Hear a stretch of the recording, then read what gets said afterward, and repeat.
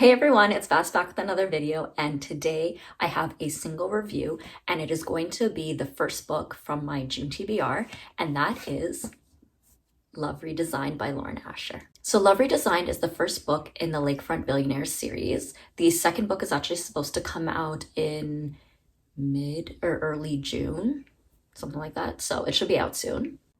So Love Redesigned follows Julian and Dahlia's story. Now they grew up at Lake Wisteria, a very small town in Michigan, and they are kind of like childhood rivalry slash frenemies.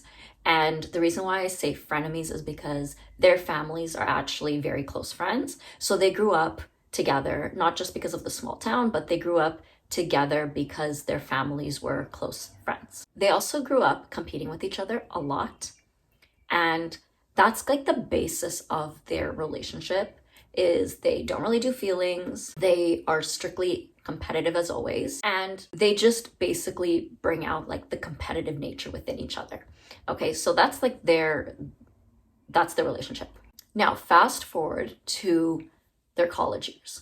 So Dahlia and Julian actually end up going to Stanford together in California. And the reason that they go there is because that's Dahlia's dream school. Julian actually follows her, and we find that out later that the reason why he went to Stanford was because it was her dream school, so he just followed her. They end up having an incident at Stanford University when Julian gets a call from his family members saying that his dad passes away suddenly. Okay, he's 20 years old and his dad has passed away. So he ends up dropping out of school to go home to help his mother and to salvage his dad's business. Okay, his father ran a construction business, so with him passing away, somebody needed to take over the company and kind of push it forward. So fast forward many years, I want to say about 10 years, we can see that both Dahlia and Julian have lived their lives separately from each other and are both successful in their very own way. Now let's start with Dahlia. Dahlia is actually an interior designer. She is a successful interior designer, and she had her own show about like the work that she's doing. She goes into people's homes, she fixes them up, and it's like what we would see on like the Home and Garden television network, right? So she's highly successful in that way. And Julian is successful in his own way.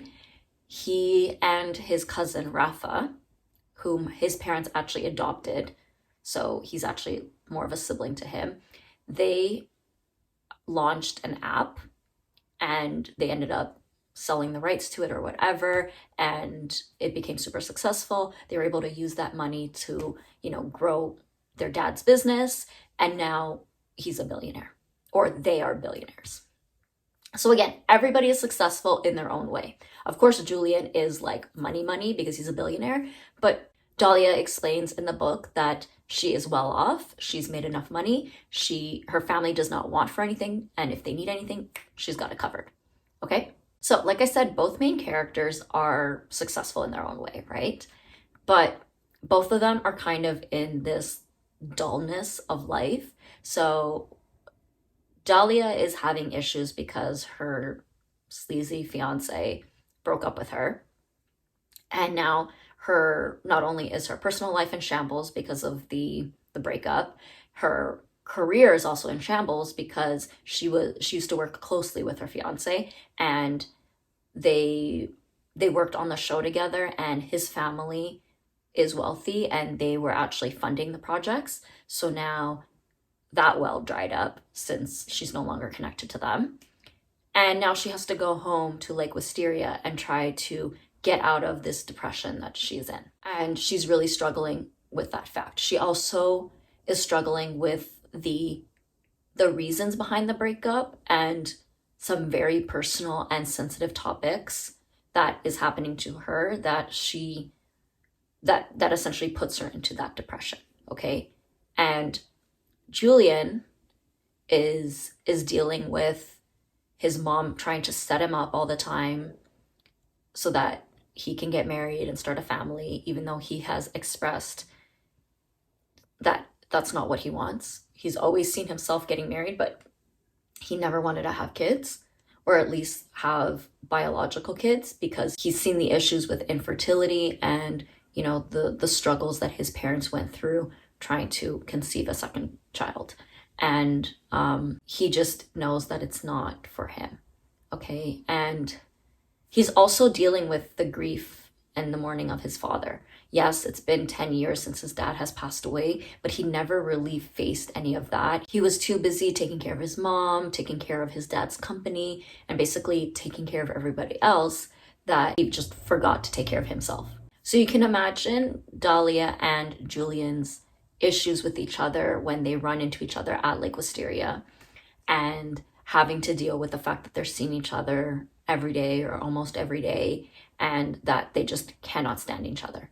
Okay, there was an incident that happened right before Julian received the call about his father's death that really kept them apart. Okay, and they're both angry with each other about it. And that's the problem, right? So they can't get over it. Their families are like, can you please just get over it already? And they just keep piling on to this grudge, and they just don't want it to end, right? Now, the characters in this book is interesting. I don't exactly connect with them, and I don't exactly like them. So Love Redesigned is actually a really good example of how you can have a different impression at the beginning versus at the end. And this is what I mean. So I started reading Love Redesigned a few days ago, and I'm 165 pages in, so here are my thoughts. Honestly, I don't know. I love Lauren Asher. Granted, I've only read one series by her, but I thought that I would enjoy this book a lot more than I have. But I'm starting to think the mixed reviews about this book are actually true. And it's so sad to say that, but I don't know. The characters are just, like, I love a good, you know, like frenemies to lovers or like enemies to lovers. But I don't know, there's just something about them that's like missing. Like, I think there's a lot of context that is missing between the two characters. And I understand that something has happened between them, you know, years ago, and that's what's kind of keeping them as enemies or just not liking each other. But there's like a bit of context that's just not there. I find that even when like the main characters have conversations with like their friends or their family members, that there's still context missing. And not context as in I don't know what's going on or what has happened in the past. It's more of like, it's like they're not communicating properly. It's as if they're having a conversation and it's like they skipped steps in their head and they're just having a completely different conversation. One person is talking about one thing, the other person is talking about something else. And I understand that sometimes authors will not exactly state what something is, and it's left up to the readers to infer what is going on. I have no issues with that. My issues are that I'm left inferring something that was incorrect. And I don't know, I don't like that, because now I feel like I don't really know what's going on in the story. I feel confused as to what is happening between the two characters. I know certain things. I can see where the trajectory is going and what I think Lauren Asher is trying to portray, but I'm finding it difficult, or I'm finding that she isn't doing it in the best way possible. And I don't know, it kind of like, it's 165 pages into the book. Also, I need to clarify that in my previous video of the June TBR, I said that this is a 600-page book. It's actually closer to 500. It's just over 500. But the font is small, and like the style of the font makes it look like the zeros look like an 8. So it looked like there was like, you know, 580 pages when it was really like 502 or whatever. Anyways, I digress. So I don't know, the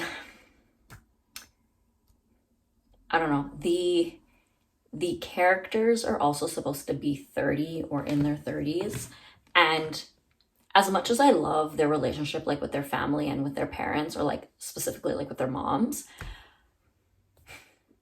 it seems a little childish. Like the kids, see, I'm calling them kids. The main characters are acting as if they are in college or that they are in high school. And that's what I'm getting from them. I'm not getting 30-year-old. And which is fine. I mean, I've read a lot of other books where the characters are acting stupid or they're acting very immature for their age. But it never bothered me. This one bothers me because it's not supposed to be that. But I mean, I don't know, maybe I'm just unaware of like the cultural dynamics of this, of the family. So that's my bad. But I'm just a little confused and a little bummed out because I thought that I would already like this book. Like, take for instance, The Fine Print by Lauren Asher. A lot of people don't like that book. I actually thoroughly enjoyed it, and I got into it a lot quicker than what most people said they did. So I'm pretty open-minded when it comes to books, and I do like Lauren Asher. So I don't know what happened with this one. I'm going to continue reading it. I am going to finish it. I promised myself I would finish it. I'm hoping that something will, maybe the second half of the book will be better.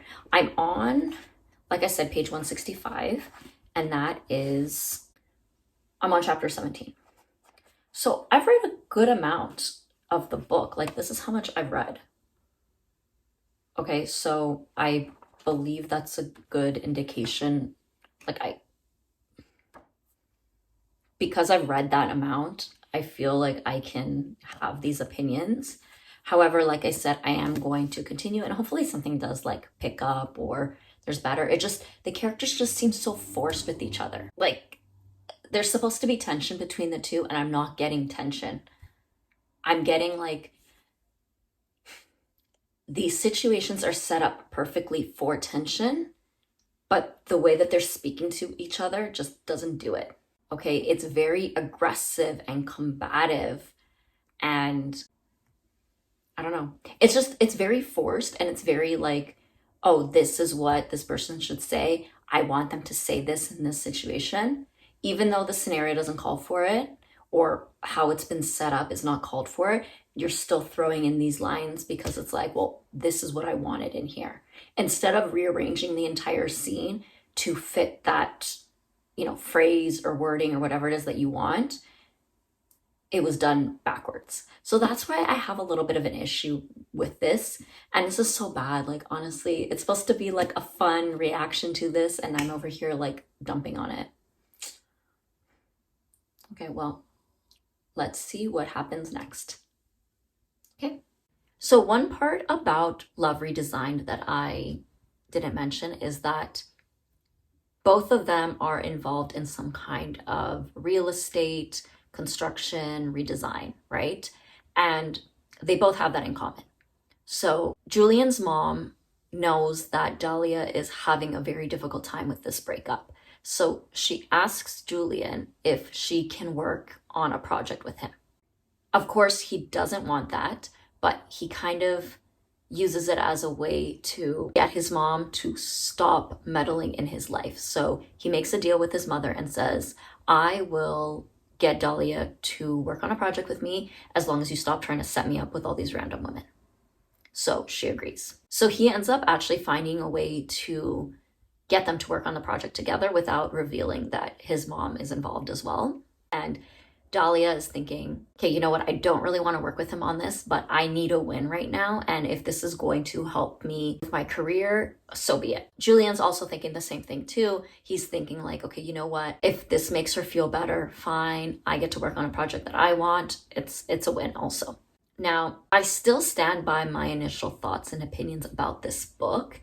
And that is because I didn't actually start to get into the book or change my mind about this book until about 200 pages in, when they decide to kind of do a more friends with benefit, kind of casual relationship, okay? Once they give into each other, that's when I actually started liking the book. And you know what? That kind of pisses me off because it makes it seem like I'm only interested in reading this book because of spice. And that's the furthest thing from the truth. I have read many books that are enemies to lovers or frenemies to lovers, where the characters do not like each other, and I still like it, right? Like, I've read books where the characters don't like each other, but I genuinely like the characters on their own. And then once they get together, it's like magical, right? It brings the book from like a 7 to a 9. Okay. With this book, I didn't actually like the characters until they got together. And that is my biggest issue with this book. And I think that's why I still stand by my initial response, is that I just didn't like the characters. Don't get me wrong. I love the characters together. I think Julian is a sweetheart. I think all the little things that he does for her is amazing. Honestly, I just didn't think there was enough payoff. Okay, and that was my big thing that I wrote down in my notes. When he said he loved her, I didn't feel anything. When she said she loved him, I didn't feel anything. The payoff wasn't there. Okay, now I could just be somebody that wanted something to be a little bit more dramatic, because closer to the end, we get some little pettiness shown up at the end. If you know, you know. That's when I really started enjoying this movie. That's when I really started enjoying this book. Okay, the rest of the characters in this book didn't really do much for me either, and that is kind of disappointing, because unfortunately I don't think, or at least at this time, I don't think I am going to continue reading the series. The next book is supposed to come out soon, and I just don't think I am going to pick it up. One, there's certain tropes about the second book that is not really my style, so for one, that is keeping me from reading it. But two, I didn't like the character in this book, and therefore I don't want to read a book with that character. That's just it. I might get a lot of hate for this, but at the moment, I'm just not invested enough in any of these characters to want to continue reading. And that really annoys me, because I'm usually not somebody that stops at the first book of a series.